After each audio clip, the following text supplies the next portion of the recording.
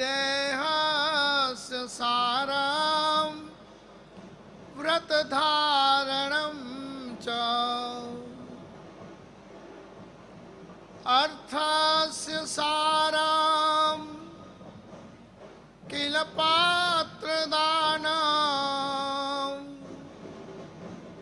Watch फलं प्रीतिकरं नराणाम्।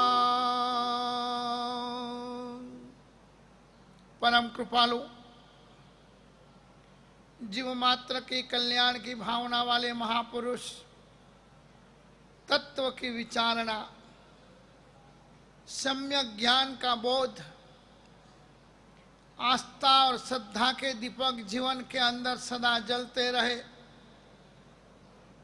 क्योंकि पता नहीं है एकाया कांच का कुंभा नाहक तू देख के फूलता, पलक में फूट जावेगा पता जो डाल से गिरता। झाड़ ऊपर से गिरा हुआ पता पान धूप लगने पर सूख जाता है, सूखे हुए पत्ते के ऊपर पाँव आ जाए तो पत्ता चूरे चूरा हो जाता है। वैसे ही ये मानवी की जिंदगी कांच का कुंभा है। कांच का कुंभा, कांच का बर्तन, कांच की बिरणी हाथ में से गिरे सुरक्षित नहीं रहती है, अखंडित नहीं रहती है, फूट ही जाती है। वैसे कब, कहां, किस समय पर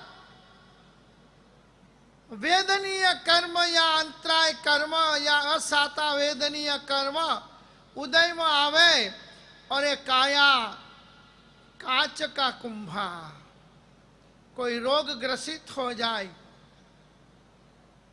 कोई धंधा ग्रसित होकर डिप्रेशन में चले जाए, कोई घर व्यापार कुटुंब परिवार के टेंशनों में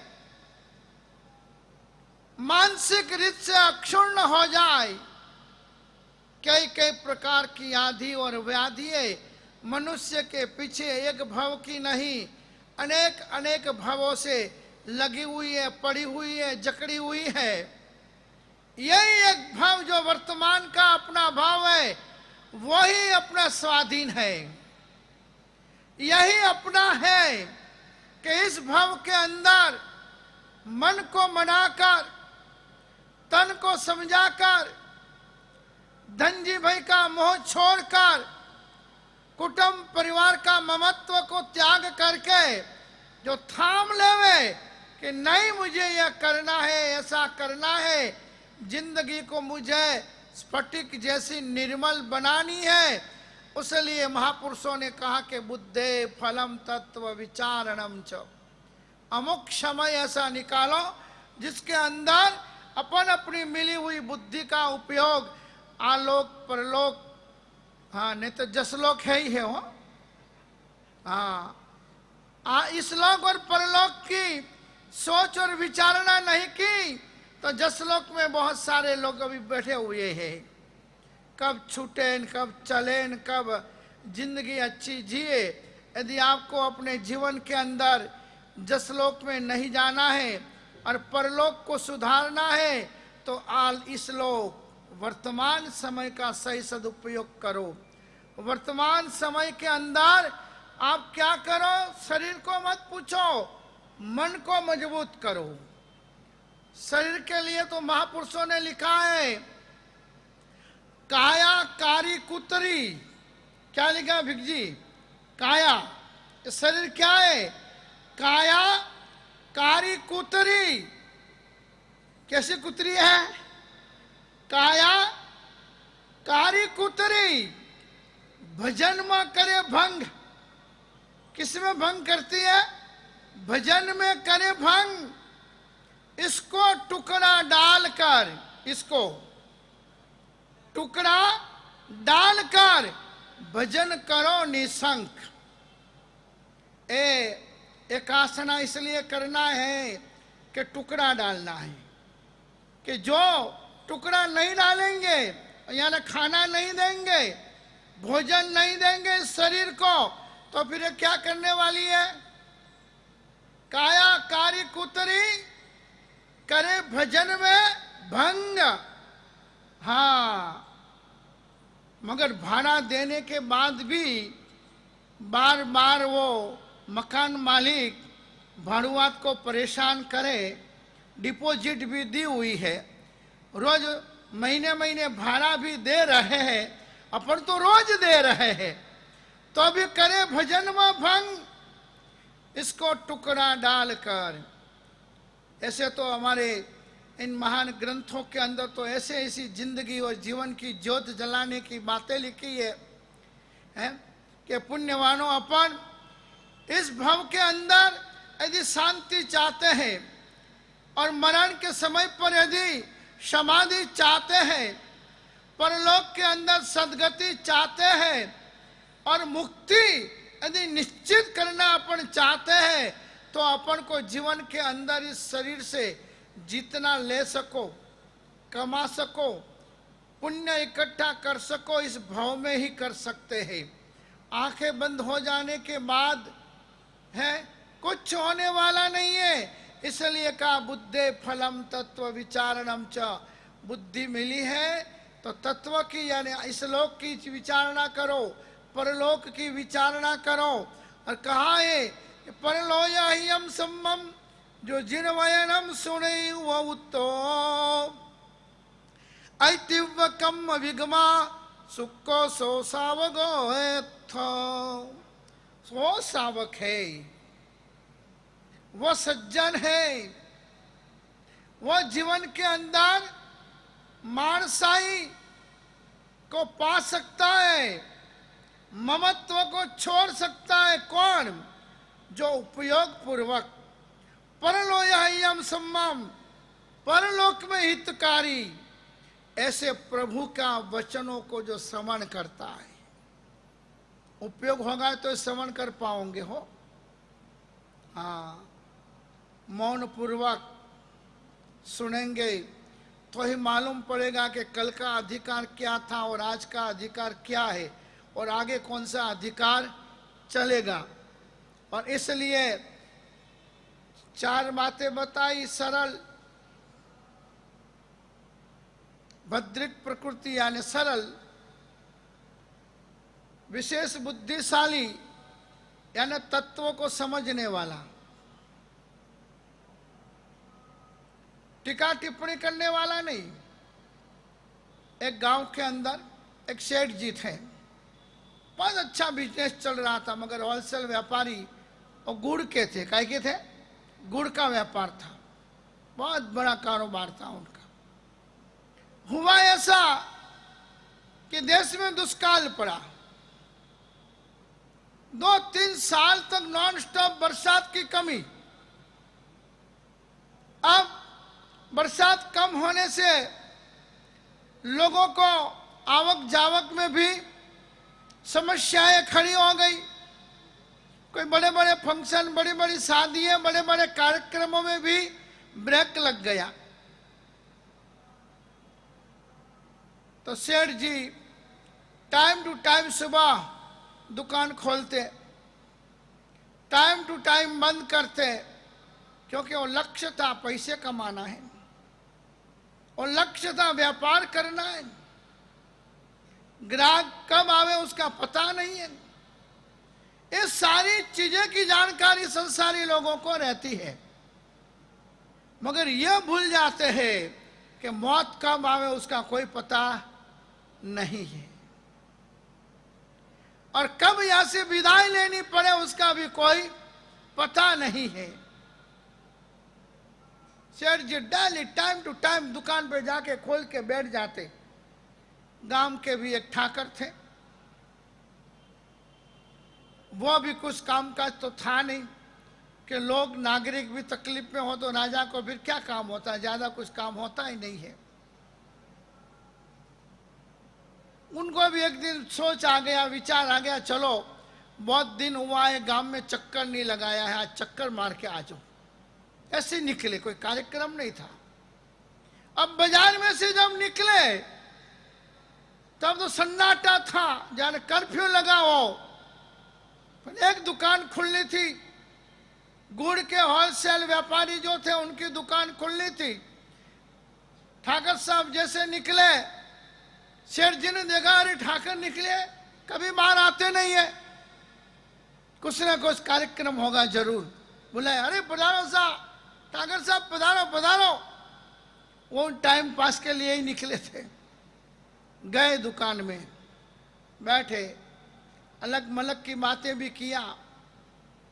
सेठ जी ने धीमे से पूछ लिया, ठाकर साहब कैसे पधारना हुआ? अब बड़े की बातें बड़ी होती हैं, ऊंचे लोगों की ऊंची पसंद है, बड़े लोगों की अच्छी पसंद। अरे घर में एक अवसर आ रहा है, उसके लिए बड़ा कार्यक्रम रखने का है, तो गुड़ वगैरह खरीदने निकला हूं। बचने क्या दरिद्रता है, बोलने में क्या जाता है।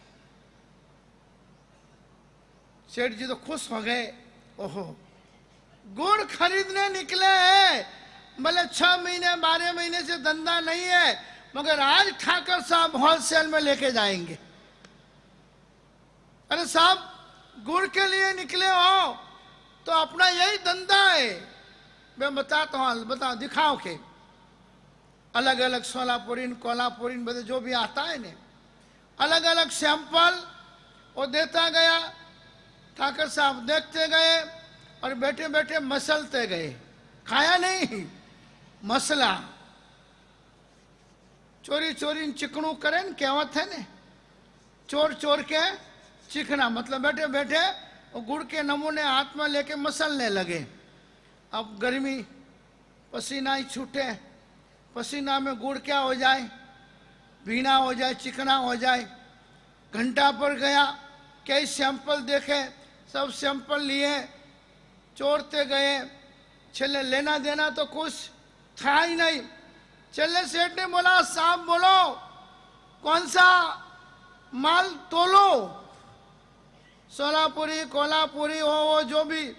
तो कि लेना तो था, लेना तो था, मगर तेरा गुड़ बहुत चिकना है। क्या है? गुड़ बहुत चिकना है, लेना तो था मगर चिकना गुड़ नहीं चाहिए मेरे को। सेठ भी बुद्धिशाली थे, तो कि साहब चिकना नहीं था, चोर चोर के चिकना किया।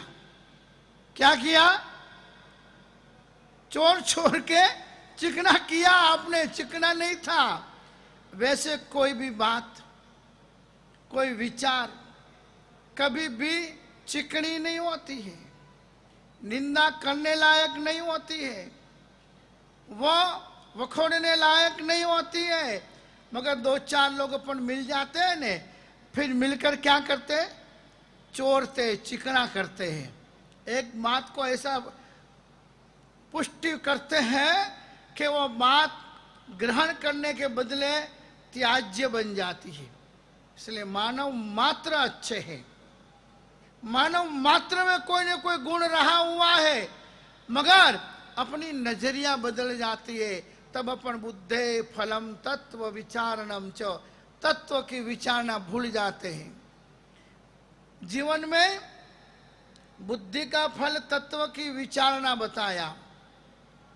और किसी कर्म बंधन होवे, जीवन में राग द्वेष पैदा होवे, जीवन में मोह ममत्व पैदा होवे, ऐसी बातों में न इंटरेस्ट लेना, न रस लेना, और ऐसी बातें सुनी भी हो, समझी भी हो, देखी भी हो, तो कभी भी उसका अपन चर्चा नहीं करना। चर्चा तो करना बस ज्ञानी से ज्ञानी मिले, करे ज्ञान की बात, और गद्दे से गधा मिले, करे लातम लात। इसलिए महापुरुषों ने कहा कि अपन अपने जीवन के अंदर क्या करना है। कदाच गलती भी हो गई हो, कदाच किसी की भी गलती भी हो गई हो ने, तो उसे अपन ग्रहण नहीं करना है, मगर सच्चा पछतावा तो वह है, पश्चाताप करना है। भूलों के प्रति, गलतियों के प्रति, अव्यवहार के प्रति, अशुद्धियों के प्रति अपन को क्या करना है? पश्चाताप करना है। और कौन सा पश्चाताप? कुंभार के घर का नहीं। हाँ, शास्त्रों की बात आपने बहुत बार कल्पसूत्र में सुनी ही है। कुंभार के घर का पश्चाताप कभी परिवर्तन नहीं लाता है, कभी पावन नहीं बनाता है, मगर वह पश्चाताप, सच्चा पछतावा तो वह है कि जो आंख को रुलाकर, जो आंख को रुलाकर या दिल को जलाकर नहीं रुकता। आंख को रुलाकर या दिल को जलाकर नहीं रुकता। सच्चा पछतावा वो है कि जो जीवन को सुधार कर ही रखता है। वास्तव में पश्चाताप हुआ है, उसका रिजल्ट यही है कि जीवन में परिवर्तन आ जाए। आप यहाँ चातुर्मास करने आए हैं, आप यहाँ पर आराधना कर रहे, तो उसके अंदर परिवर्तन तब होगा कि घर जाने के बाद घर वालों को साता लगे, घर वालों को शांति लगे, घर वालों को आपके प्रति प्रेम और वात्सल्य पैदा होवे कि वाह वाह, वास्तव में भैरू बाबा का चमत्कार है। वास्तव में नाकोड़ा प्रभु की मेहरबानी और कृपा बरस रही है कि हमारे घर से हमारे बासा रोज सुबह एक दो जन को गालियाँ नहीं दे, वहाँ तक कभी घर दिन पूरा नहीं हुआ है। हमारी मासा जहाँ तक 10 गलतियाँ ना निकाले, वहाँ तक उनका भी दिन कभी पूरा नहीं होता है। ऐसे लोग अपने जीवन के अंदर सच्चा पछतावा कर ले कि जो आँख को रुला कर नहीं। यहाँ बैठे बैठे तो कभी कभार वैराग्य आ जाता है, पर वो छले छले धोती ही झटकते।